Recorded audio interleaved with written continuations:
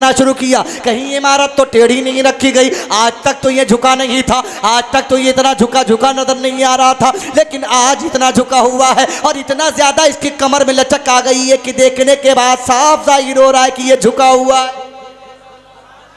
काबा झुका हुआ है। काबे का तवाफ कौन कर रहा है? अब्दुल मुत्तलिब कर रहे हैं। काबे का तवाफ करते करते काबे पर नजर पड़ती है तो देखते हैं कि काबा झुका हुआ है। फिर जब गौर व फिक्र करने लगे तो क्या देखते, काबा किसी और की तरफ नहीं, अब्दुल मुत्तलिब के घर की तरफ, हजरत आमिना के हुजरे की तरफ झुका हुआ है। हजरत आमिना के हुजरे की तरफ, उनके घर की तरफ, उनके मकान की तरफ झुका हुआ नजर आ रहा है। हजरत आदम का नूर जो मुंतकिल होते हुए आया है ना, वो नूरे मुस्तफ़ा हजरत आदम से जो मुंतकिल होते हुए आया, आ गया कहाँ? वतन आमिना में। और जब सरकार की विलादत हुई, काबा झुका। तवज्जो है, एक पॉइंट से और पर्दा हटाऊं, हटाऊं, बोलो हटाऊं। अभी जो कह रहा था हाजी काबा, हाजी काबा, हाजी काबा, अब उसका अगर मिल जाए पकड़ के कहना, पकड़ के कहना, जब नबी आए तो काबा किधर झुका? काबे की कमर किधर झुक गई? काबे की तरफ। तू कह रहा काबे की तरफ झुक, काबा तो खुद रसूलुल्लाह की तरफ झुका हुआ है। काबा तो आमिना के घर की तरफ झुका हुआ है। काबा तो अब्दुल मुत्तलिब के घर की तरफ, अब्दुल्लाह के घर की तरफ झुका हुआ है। और तू कह रहा इधर। मतलब ये है काबे को भी मालूम था कि जब तक मक्के की सरजमीन पर मोहम्मद अरबी नहीं आएंगे, ये 360 डेरा डाले रहेंगे।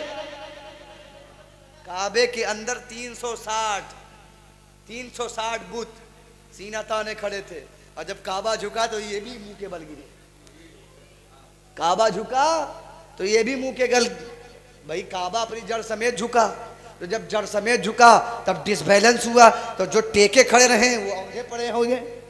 बोलो है कि नहीं? बोलो जोर से बोलो। काबा झुका है। अब्दुल मुत्तलिब ने पूछ लिया काबा झुका क्यों है? काबा झुका क्यों है? तो अब्दुल मुत्तलिब की तरह कानों में आवाज आती है, अब्दुल मुत्तलिब मुझसे मत पूछो, घर जाओ जल्दी देखो, मैं इसलिए झुका हूं कि पूरी कायनात जिसके सदके में रब के सामने झुकने वाली है वो मुस्तफा की जात तशरीफ ला चुकी है। जोर से बोलिए सुभान अल्लाह। तब हजरत अब्दुल मुत्तलिब काबे का तवाफ कंप्लीट करके एक जुमला अरबी में बोलते हैं। वो अरबी पढ़ दूं? बोलो पढ़ूं? हजरत अब्दुल मुत्तलिब कहते हैं ला यकूनन्ना इब्नी शानून, फरमाते हैं ला यकूनन्ना इब्नी शानून, ये मेरा बेटा। तवज्जो तवज्जो। काबे का तवाफ करने के बाद अपने घर की तरफ मुड़े और कहते हैं ये मेरा बेटा बड़ी शान वाला है। काबे का तवाफ इसलिए कर रहे थे कि काबा अल्लाह का घर था। काबा इसलिए झुक गया कि रसूलुल्लाह आ गए।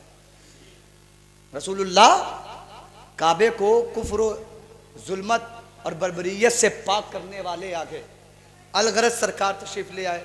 यहूदी ढूंढते ढूंढते, टपटियाते ढूंढते कैसे कैसे पहुंच गए दरवाजे। पहुंचा, पूछा कोई बेटा पैदा हुआ है आपके यहाँ?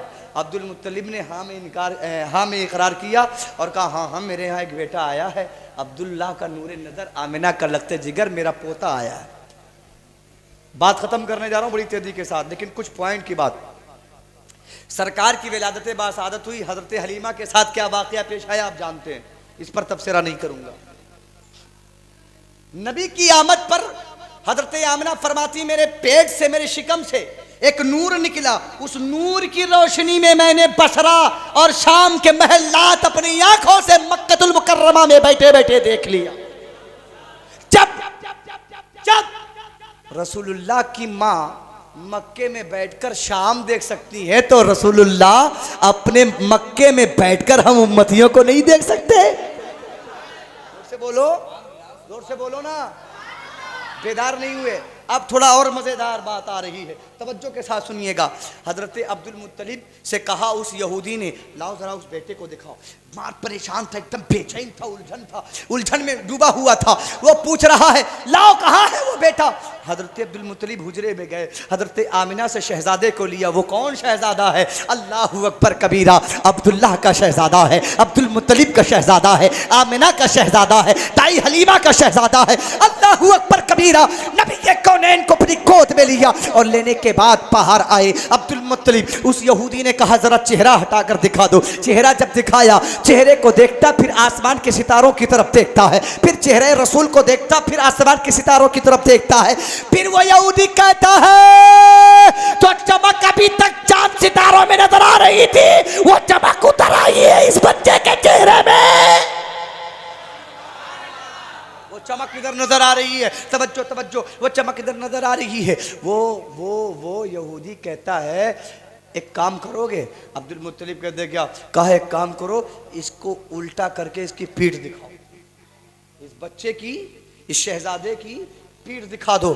पूछने वालों ने पूछा होगा, ये पगला गया, सटिया गया, चेहरा देखता है आदमी, ये पीठ देखने की बात कर रहा है, ये कुछ पढ़ के आया था। सुभान अल्लाह, जोर से बोलो, जोर से बोलो। अब एक बात कह दूं मौलाना साहब, बड़ी जिम्मेदारी के साथ। ये लोग कहते हैं नबी को पीठ पीछे की खबर नहीं। अबे यहूदी को कैसे खबर हो गई कि पीठ के पीछे कुछ है? और जिन लोगों ने लिखा था उनको कैसे पता कि पीठ के पीछे कुछ है? बहुत पॉइंट की बात। ये दो टांग के लोग, 2 दर्जन वाले कहते हैं रसूलुल्लाह को पीठ के पीछे की खबर नहीं माज़अल्लाह। तो इनसे पूछो, ये भी अक्ल के अंधे, रसूलुल्लाह के बारे में ये अकीदा है, यहूदी के बारे में क्या ख्याल है? वो तो तेरे ही कबील से है। और उस यहूदी की किताब जो उसने पढ़ी थी, उस किताब में लिखने वालों ने जो लिखा था, उनको कैसे पता कि आने वाला जो आएगा अब्दुल मुत्तलिब की गोद में, आमिना के घर में, अब्दुल्ला का बेटा, उस बेटे की पुष्ट पर कुछ होगा? रसूलुल्लाह के इल्म गैब से इनकार। बेटा मानना तो पड़ेगा, आप काफिरों की मानो, मानना तो पड़ेगा। तो उनको मान रहे हैं और इनको नहीं मान रहे हैं, पता ये चला अकल के अंधे हैं। आगे बढ़ते हैं बड़ी तेजी के साथ। अब आगे बढ़ के तवज्जो के साथ, पुश्त से रेशमी कपड़ा हटाया गया तो पुश्ते नबूवत पर मोहरे नबूवत। सुभान अल्लाह, जोर से बोलो। कायनात के अंदर अब तक कोई ऐसा शहजादा नहीं आया जिसकी पीठ पर मोहर लगी हो। मेरा नबी एक लौता नबी था जिस नबी की पुश्त पर अल्लाह ने मोहर लगा दी, मोहर। जोर से बोलो। महबूब, अब तुम आखिरी हो, तुम्हारे बाद किसी के लिए एंट्री नहीं है, कोई नहीं आ सकता। तुम आखिरी नबी हो, तुम आखिरी पैगंबर हो। तवज्जो, इतना देखना था, यहूदी गिरा, तड़ से बेहोश हो गया, घंटों पड़ा रहा। घंटों के बाद होश में आया तो हजरत अब्दुल मुत्तलिब को आंख फाड़ फाड़ के देख रहा है। कहा क्यों देख रहे हो? कहा अब्दुल मुत्तलिब, अब खुशी मनाने का दिन है। जोर से बोलो, जोर से बोलो।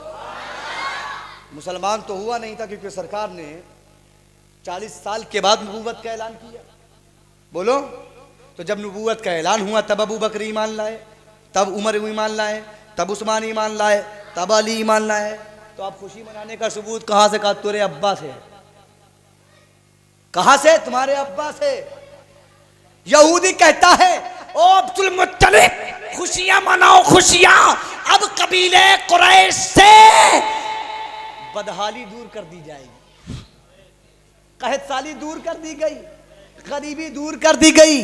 तारीख के पन्ने पन्ने चीख चीख कर बता रहे हैं, जिस साल मेरे नबी की नबूवत, अपने आका अलैहिस्सलातु वस्सलाम अपनी नबूवत के साथ दुनिया में तशरीफ लाए, तवज्जो के साथ तशरीफ लाए, उस साल मुल्क अरब में सबसे ज्यादा मालदार जो कबीला था वो मेरे रसूल का कबीला था। सुभान अल्लाह। दूर दराज से तहाइफ आ रहे हैं। इस पर बात करूंगा, बहुत तेजी के साथ दूर हो जाएगी बात। लेकिन जब हजरत अब्दुल मुत्तलिब के घर में सरकार तशरीफ लाए तो जानते हो अल्लाह रब्बे कायनात ने जिब्राइल को भेजा। तवज्जो है, किसको भेजा? अगर हमारे चच्चा लोग 2 मिनट और दे दें थोड़ा सा तो मैं बात खत्म कर दूंगा बड़ी तेजी से। बात खत्म की जाए,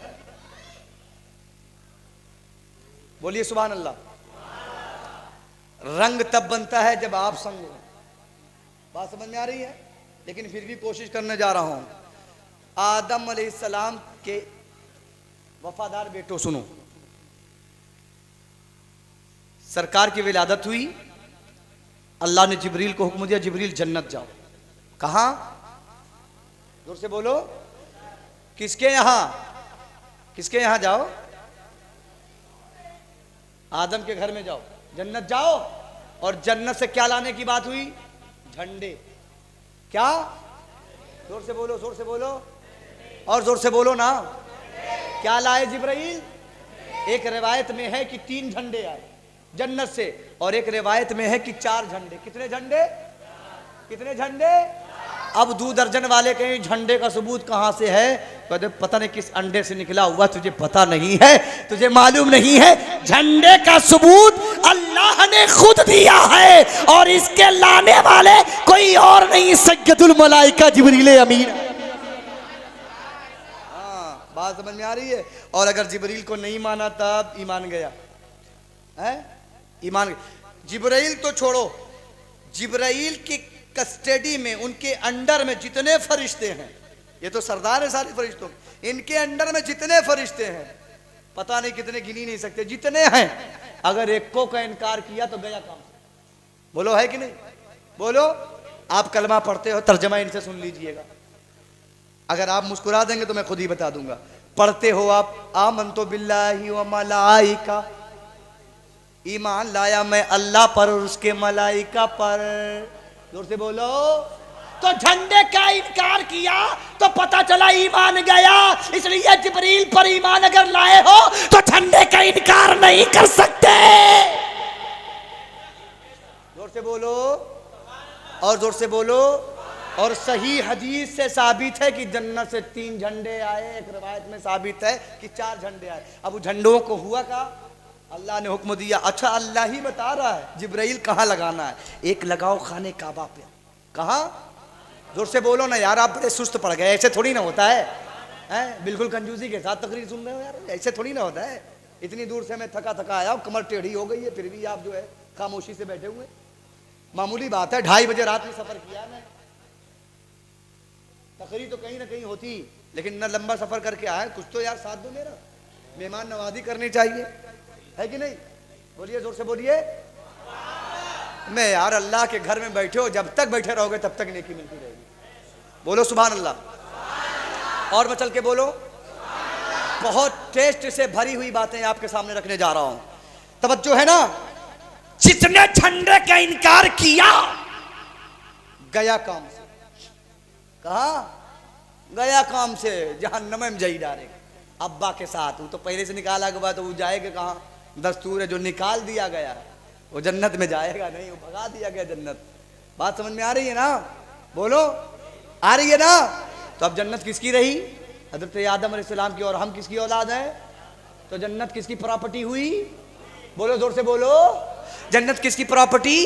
तो बरेली वाले का शेर याद करो और पढ़ो, तुझसे और जन्नत से क्या मतलब, वहां भी दूर हो, हम रसूलुल्लाह के जन्नत।